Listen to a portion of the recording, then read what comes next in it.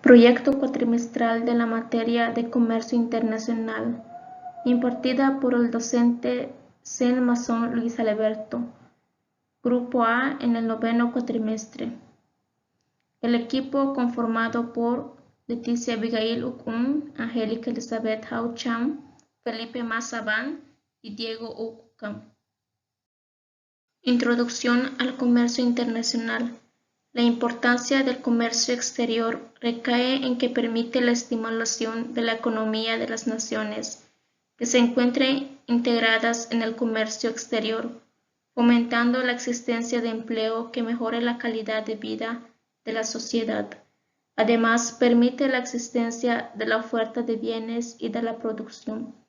El comercio internacional permite que se realice la apertura comercial que se da a través de acuerdos bilaterales, es decir, entre dos países, y a través de los tratados multilaterales que existen entre varios países, lo que da paso a la eliminación de barreras que impiden el comercio exterior.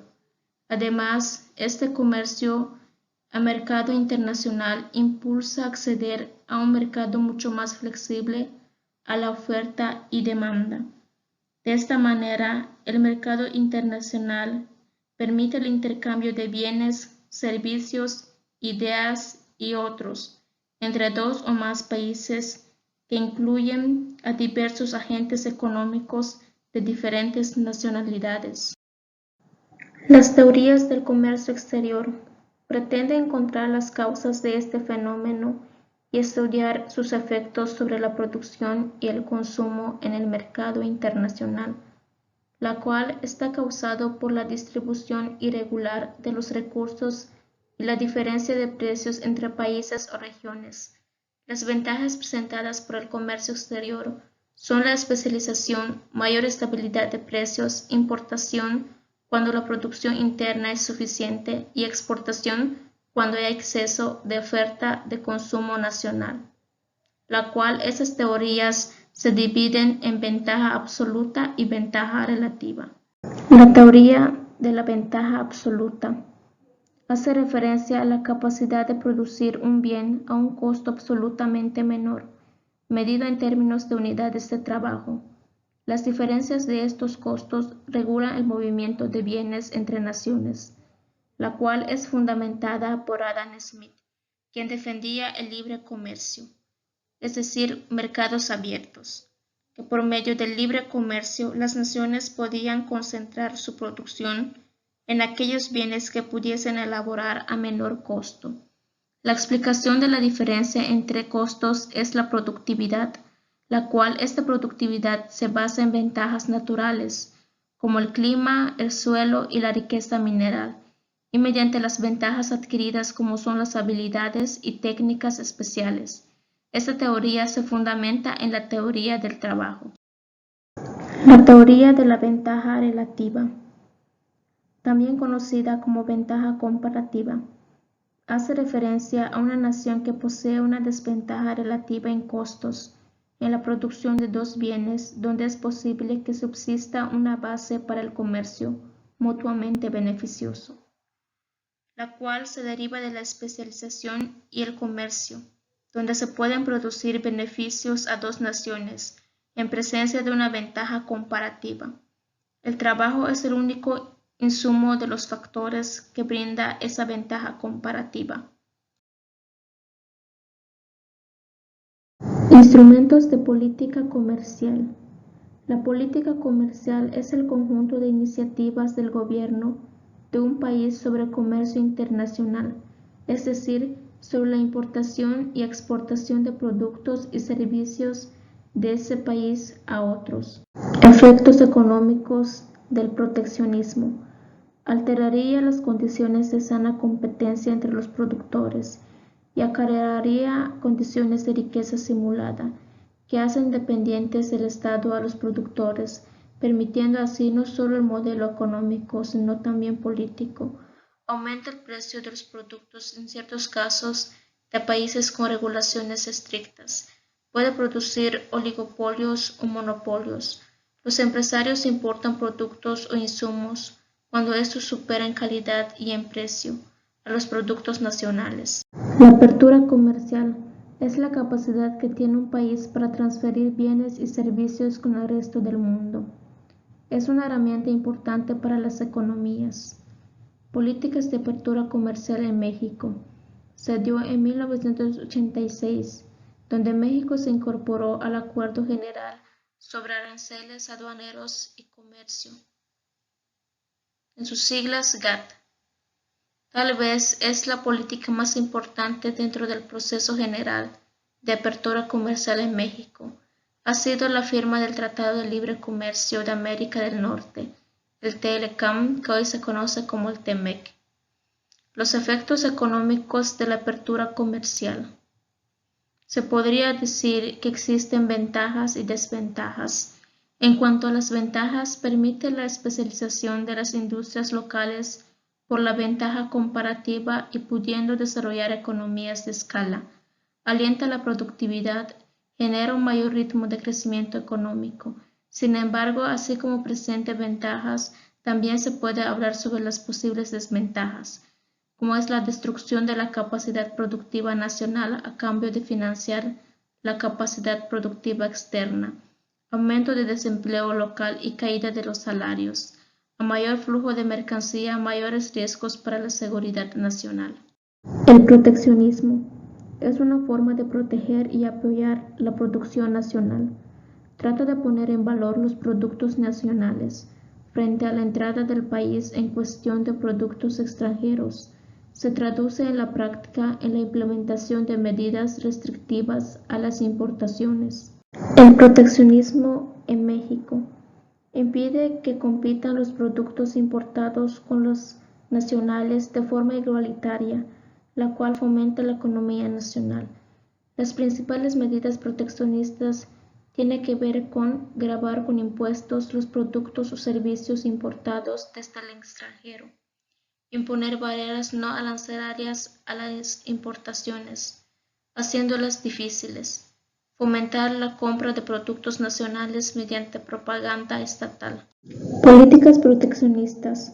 Política económica que busca proteger la producción y empleo de un país imponiéndole restricciones, limitaciones o aranceles a los bienes o servicios provenientes del extranjero, como son los impuestos, cuotas de importación, barreras administrativas, legislación, subvenciones directas, subvenciones a la exportación, control de tasa de cambio, sistemas internacionales de patentes, así como campañas políticas que abogan por el consumo interno, así como el gasto gubernamental preferencial. En lo posterior tenemos la integración económica, que básicamente nos menciona que es un fenómeno dinámico en el que consiste en un acercamiento gradual y progresivo de dos economías. Como podemos ver, que también tiene objetivo a la cual es la unión económica, que está comprendido y entendido que es una economía en conjunto sobre bienes y actividades.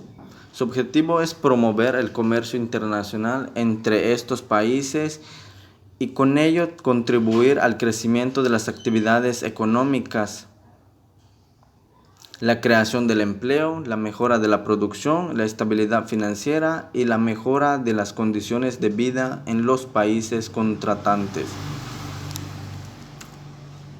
Luego tenemos que, sin embargo, sobre esto es una dinámica de mecanismo a la cual se integra trascendiendo en un meramente económico y viene a desempeñar un papel preponderante, lo político y la defensa, que en definitiva es la creación del Estado supranacional, tomando en cuenta que tiene los siguientes puntos económicos que los conforman, que es la zona de preferencia arancelarias, zona de libre comercio, unión aduanera, unión económica y monetaria, mercado común, unión monetario, libre tránsito de personas, visa no requerida, control aduanero no requerido, unión política, acuerdo en materia de defensa. Esos son los puntos que conforman en este apartado de la integración económica. Posterior tenemos a los organismos internacionales de comercio y financiamiento, que básicamente comenzó a mediados del siglo XX, en las cuales se fue realizando movimientos de creación sobre los organismos internacionales que coordinasen la economía, tomando en cuenta igual que de forma notable la intensidad y la amplitud de los conflictos armados, sino que ha conseguido construir un sistema de colaboración internacional. ¿Esto a qué se debe? A que los organismos internacionales, ya sean de un país externo o del mismo continente en el que se encuentre, pues básicamente hace mención sobre el alcance de la economía. Por supuesto, la globalización tiene defensores y destructores porque se ha puesto de manifiesto, tomando en cuenta esto que nos da beneficios de desarrollo humano en un futuro, y así será dentro de un progresivo tiempo. Como siguiente punto, tenemos lo que es la estructura de balance de pagos, y nos viene a mencionar que el balance de pagos es un indicador macroeconómico que proporciona información sobre la situación económica del país de una manera general. También se podría decir que es un documento contable en el que se registran operaciones comerciales, servicios y de movimientos de capitales de un país con el exterior. Esta es una herramienta que nos permite observar el comportamiento económico en relaciones a otros países. Los inversionistas les da señales para saber si es oportuno o no invertir en el país. Por otro lado, nos ofrece un panorama sobre cómo se administran nuestros recursos. También nos permite conocer los ingresos que recibe un país con el resto del mundo. Se podría decir que son los pagos que se realizan al resto del mundo debido a las importaciones y exportaciones de bienes y servicios, capital o transferencias de un periodo de tiempo. Dentro del balance de pagos existen 4 cuentas principales. La primera es balance por cuenta corriente. Este balance es la más importante, ya que es la más utilizada para conocer el estado de la economía de un país. Aquí se incluyen las importaciones y exportaciones de bienes y servicios, además las rentas y transferencias. A su vez se subdivide en 4 subcuentas: balance comercial, balance de servicio, balance de renta y balance de transferencia. La balance comercial se refiere a pagos derivados de comercio de mercancías, por ejemplo, sería turismo, flete de transporte, servicio de empresa y servicios de seguros. Y cuenta de rentas es pagos derivados de la realización de trabajo en otro país. Y cuenta de transferencia se podría decir que son remisas, por ejemplo, el dinero de nuestros inmigrantes enviados a sus familias. Y como segundo cuenta tenemos lo que es el balance de cuenta de capital. Esta básicamente se refiere al movimiento de capital, por ejemplo, las ayudas que llegan al extranjero o compra y venta de bienes que no son financieros. Y como tercer punto tendría balance de cuenta financiera. Esta básicamente se recogen los préstamos que pide el país al extranjero y las inversiones o depósitos que los países extranjeros efectúan en un país. Y por último tenemos las cuentas de errores y omisiones. Estas cuentas se incluyen dada la dificultad de calcular con extrema precisión en totalidad de exportaciones y importaciones de un país. Ahora bien, damos continuidad a la unidad 6, que viene siendo el comercio exterior de México. Pero, ¿qué es lo que entendemos por comercio exterior? Principalmente esto viene muy arraigado con todas las exportaciones que realiza nuestra nación mexicana, es decir, toda aquella exportación, ya sea de bienes, servicios, en el extranjero. Por lo tanto, el comercio exterior en México ha sido ya por décadas uno de los principales motores de crecimiento económico y del desarrollo de nuestra nación mexicana. Por lo tanto, esto representa hoy en día cerca del 65% del PIB nacional y las exportaciones alrededor del 30%. Esta presencia de México en el comercio mundial se inició a partir de los años 80, cuando se dio la apertura de la economía y se adoptó un modelo de desarrollo orientado a la exportación, que ha llevado a que la producción mexicana se incorpore a las cadenas de producción global. Por lo tanto, es importante mencionar que México se ubica entre las primeras 10 posiciones en el comercio internacional. Por lo tanto, este comercio internacional y exterior de México ha sido ya por décadas uno de los principales motores de crecimiento económico y del desarrollo de todas las naciones del mundo, ya que pues México es muy caracterizado por las exportaciones que muy bien realiza. Por lo tanto, estas cifras reflejan no solo el lugar que México ocupa en el comercio mundial, sino que trae una relevancia del comercio exterior como un motor para el crecimiento de la economía mexicana a la vez. Por lo tanto, alguna de la composición de las importaciones y exportaciones totales en términos sectoriales principalmente destacan el sector automotriz y el sector electrónico, ya que estos representan casi la mitad de las exportaciones de manufactura y prácticamente los destinos de estas exportaciones se concentran en el mercado de Estados Unidos. Y pues para México esto representa el principal país importador en el mundo. Eso nos dice que Estados Unidos es quien le compra más a México. Continuando con el siguiente punto del comercio exterior de México, tenemos la evolución de la balanza comercial con y sin maquiladora, que aquí es importante mencionar que la expansión de las maquiladoras ha generado una parte sustancial del crecimiento industrial en el norte de México durante aproximadamente los últimos 25 años. Originalmente, estas operaciones industriales formaron parte de una estrategia temporal del gobierno mexicano para abatir el desempleo en la zona fronteriza con Estados Unidos. Sin embargo, al paso del tiempo, se convirtieron en una pieza fundamental de la política industrial y adquirieron así una importancia enorme para la economía mexicana.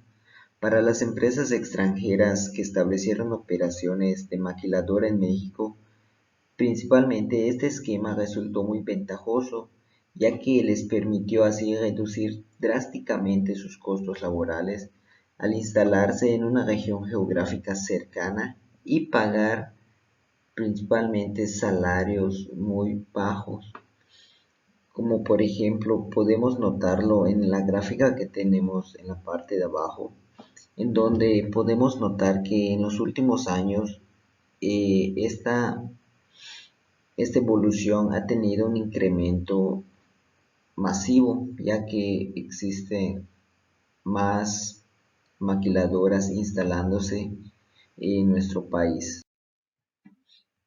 Ahora continuamos con la evolución del saldo de la cuenta corriente, que básicamente esto es la parte de la balanza de pagos en la que se registran las operaciones de intercambio de bienes, servicios y transferencias de recursos que efectúan cada país hacia el exterior. y asimismo identificar el saldo que representa cada uno de los principales indicadores macroeconómicos. Si bien es cierto que en un saldo, ya sea déficit o superávit, por sí solo no arrojará alguna información suficiente para emitir un juicio completo del comportamiento económico de cada país. Por lo tanto, estos componentes de dicho saldo pues nos aportan con mayor información, ya que ayuda a comprender la trayectoria temporal del saldo y la tendencia pues del comportamiento de cada país en un contexto internacional, al menos en una parte. Es por esta razón que existen tres partes esenciales que es importante mencionar, y pues básicamente lo podemos identificar en las tres gráficas siguientes que tenemos y pues les estoy presentando, en la cual se encuentra la de ingresos de la cuenta corriente, los egresos de la cuenta corriente y finalmente el saldo de la cuenta corriente, que básicamente este es cuando se contemplan los dos, y pues allá podemos ahora sí analizarlo, el resultado del comportamiento macroeconómico que tiene cada nación. Continuando, vamos a ver la inversión extranjera directa y la inversión extranjera indirecta, pero para entender bien ambos conceptos es importante mencionar qué es la inversión extranjera. Nos podemos referir a una inversión extranjera cuando ésta básicamente controla todos los flujos monetarios entre los distintos países, otorgando prácticamente amplias contribuciones de propiedades en empresas y activos nacionales. Es decir, que yo como inversionista de nacionalidad mexicana invierta hacia el extranjero.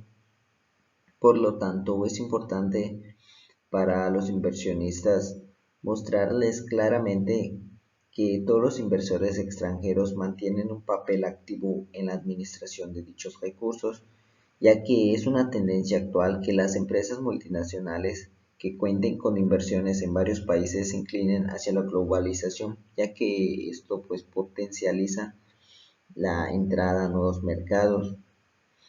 Por lo tanto, las inversiones extranjeras son realizadas por entes particulares. En la mayoría de los casos se trata de planes de emprendimiento realizadas por empresas y algunas corporaciones con activos potenciales que buscan expandir su capital.